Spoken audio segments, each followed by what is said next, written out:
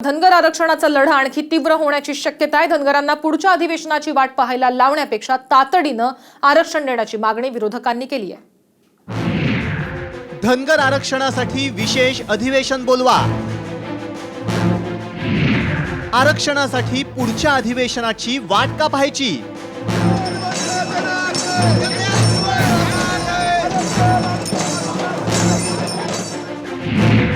आरक्षण नाही तोपर्यंत भाजपला मत न देण्याची शपथ।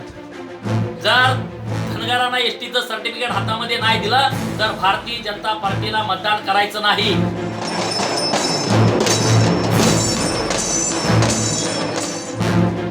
मराठा समाजाला 16% आरक्षण मिळालं, पण धनगर समाजाच्या आरक्षणाला मुख्यमंत्र्यांनी पुढच्या अधिवेशनाचा वायदा दिलाय।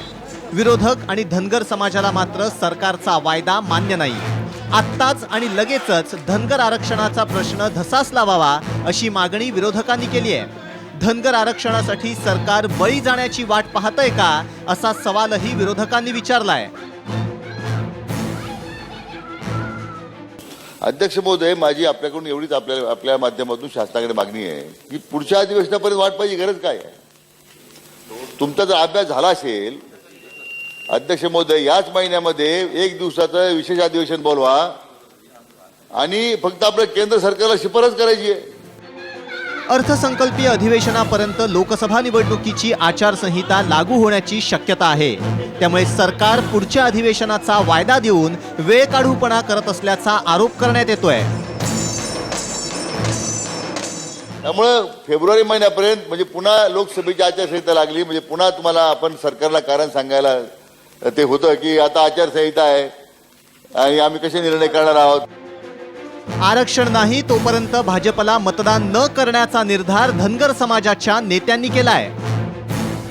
आम्ही धनगरांच्या पोराला शपथ देऊन जातोय, जर धनगरांना एसटीचं सर्टिफिकेट हातामध्ये नाही दिलं तर भारतीय जनता पार्टीला मतदान करायचं नाही। माझी आई जरी उभा राहिली, माझा भाऊ जरी उभा राहिला किंवा मी स्वतः जरी कमळ चिन्हावरती उभा राहिलो तर मतदान द्यायचं नाही अशी बिरोबाची माकोबाईची शपथ धनगरांच्या पोरांना आज आम्ही देतोय।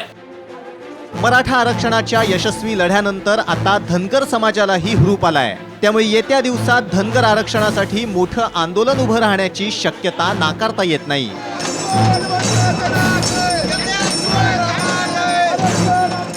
तुषार रुपनवरसह राजू सोनावणे, साम टीव्ही, मुंबई।